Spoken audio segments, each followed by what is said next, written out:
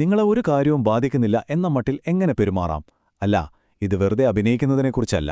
ജീവിതത്തിൽ എന്ത് വെല്ലുവിളി വന്നാലും അതിനോട് നിങ്ങൾ എങ്ങനെ പ്രതികരിക്കണമെന്നതിൽ ഒരു കംപ്ലീറ്റ് കൺട്രോൾ നേടുന്നതിനെക്കുറിച്ചാണ് നമ്മളിന്ന് നോക്കാൻ പോകുന്നത്. ശരി, നമുക്ക് തുടങ്ങാം. ഇപ്പോൾ സാധാരണയായിട്ട് നമ്മൾ എന്താ വിചാരിക്കാറ്? ഒട്ടും തളരാതെ നിൽക്കുന്ന ആളുകൾക്ക് പ്രശ്നങ്ങളൊന്നും ഉണ്ടാവില്ല എന്നല്ലേ? പക്ഷേ സത്യം അതല്ല. അവർക്ക് പ്രശ്നങ്ങൾ കുറവായിട്ടല്ല, മറിച്ച് ആ പ്രശ്നങ്ങളോട് എങ്ങനെ പ്രതികരിക്കണം എന്നവർ പഠിച്ചെടുത്തിട്ടുണ്ട്. ഇതൊരു കഴിവാണ്, ജന്മനാ കിട്ടുന്ന ഒന്നല്ല, ആർക്കും നേടിയെടുക്കാൻ പറ്റുന്ന ഒന്ന്.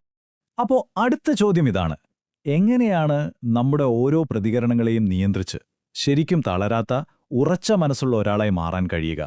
അതിലേക്കുള്ള വഴികളാണ് നമ്മളിനി ഓരോന്നായി നോക്കാൻ പോകുന്നത്. ഒന്നാമത്തെ സെക്ഷൻ. ആദ്യം തന്നെ നമുക്ക് വേണ്ടത് ഒരു അടിസ്ഥാനപരമായ മാനസികാവസ്ഥയാണ്. ഇതാണ് നമ്മുടെ ആന്തരിക ശക്തിയുടെ അടിത്തറയെന്ന് പറയുന്നത്. ഈ യാത്രയിലെ ഏറ്റവും പ്രധാനപ്പെട്ട ഒരു കാര്യമാണ് വൈകാരികമായ അകൽച്ച, അല്ലെങ്കിൽ ഇമോഷണൽ ഡിറ്റാച്ച്മെന്റ്. എന്താണിത്? അതായത്, പുറത്ത് എന്ത് സംഭവിച്ചാലും അതിൽ നിന്ന് നമ്മുടെ വികാരങ്ങളെയൊന്ന് വേർതിരിച്ച് നിർത്താൻ പഠിക്കുക. ഇത് വികാരങ്ങളെ ഇല്ലാതാക്കുന്നതിനെക്കുറിച്ചല്ല, മറിച്ച് വികാരങ്ങൾ നിങ്ങളെ നിയന്ത്രിക്കാതെ നിങ്ങൾ വികാരങ്ങളെ നിയന്ത്രിക്കുന്നതിനെക്കുറിച്ചാണ്. ചുറ്റും കൊടുങ്കാറ്റടിക്കുമ്പോഴും അതിൻ്റെ നടുക്ക് ശാന്തമായി നിൽക്കാൻ കഴിയുന്നൊരവസ്ഥയില്ലേ, അതുപോലെ. ഇവിടെ നമുക്ക് രണ്ട് തരം മനസ്സുകളെ കാണാം. ഒന്ന്, ദ റിയാക്റ്റീവ് മൈൻഡ്, അതായത് എന്തിനും പ്രതികരിക്കുന്ന മനസ്സ്. അത് ശരിക്കും പറഞ്ഞാൽ പുറത്തുള്ള ഓരോ കാര്യങ്ങളും നിയന്ത്രിക്കുന്ന ഒരു പാവയെ പോലെയാണ്. എന്നാൽ രണ്ടാമത്തേത്, ദി അൺഷേക്കബിൾ മൈൻഡ്. അത് സ്വന്തം വിധിയുടെ യജമാനനാണ്. അപ്പോൾ നിങ്ങൾക്കിതിലേതാവണം? ഓക്കെ, അപ്പോൾ ഈ ഒരു തളരാത്ത മാനസികാവസ്ഥ നമ്മൾ എങ്ങനെ ഉണ്ടാക്കിയെടുക്കും? അതിനുള്ള ചില പ്രായോഗിക വഴികളാണ് ഇനി നമ്മൾ നോക്കുന്നത്. നമ്മുടെ ഉള്ളിലെ ലോകത്തെ എങ്ങനെ നിയന്ത്രിക്കാമെന്ന് പഠിക്കാം.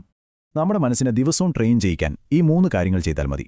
ഒന്നാമത്തെ കാര്യം, എന്തിനും ചാടിക്കയറി പ്രതികരിക്കുന്നതിന് മുൻപ് ജസ്റ്റ് ഒരു സെക്കൻഡ് ഒന്ന് നിർത്തുക.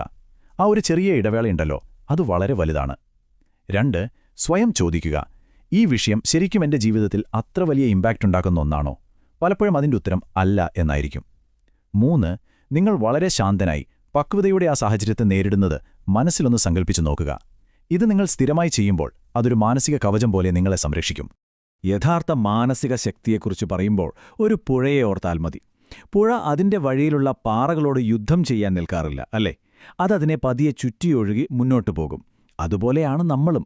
നമുക്ക് നിയന്ത്രിക്കാൻ പറ്റാത്ത കാര്യങ്ങളെ അങ്ങ് വിട്ടുകളയാൻ പഠിക്കണം.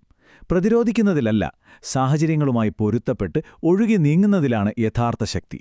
ശരി, ഇപ്പോൾ നമ്മുടെ ഉള്ളിലെ ലോകം നമ്മൾ കുറച്ചൊക്കെ നിയന്ത്രിക്കാൻ പഠിച്ചു.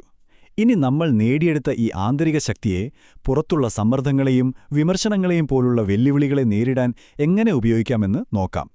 ഇതൊരു വലിയ കെണിയാണ് കേട്ടോ, മറ്റുള്ളവരുടെ അംഗീകാരത്തിനു വേണ്ടി കാത്തിരിക്കുന്നത്. അങ്ങനെ ചെയ്യുമ്പോൾ നമ്മളും നമ്മുടെ ശക്തി അവർക്ക് കൈമാറുകയാണ്.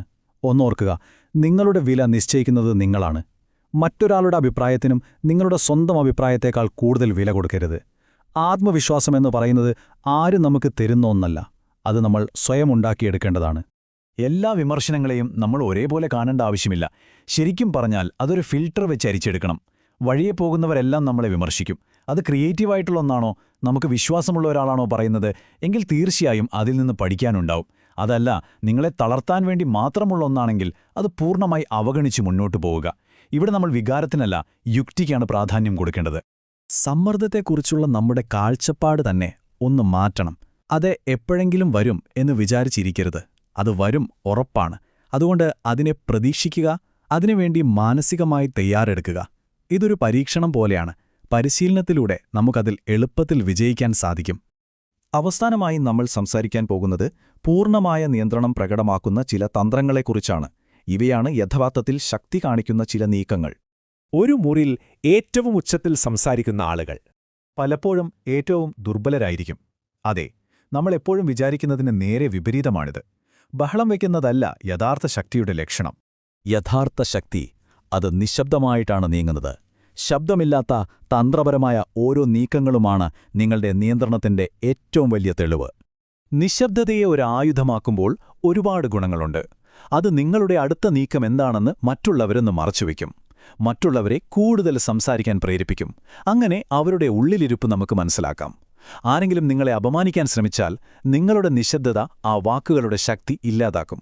എല്ലാത്തിനുമുപരി അത് നിങ്ങളുടെ അച്ചടക്കത്തെയും ആത്മനിയന്ത്രണത്തെയും കാണിക്കുന്നു.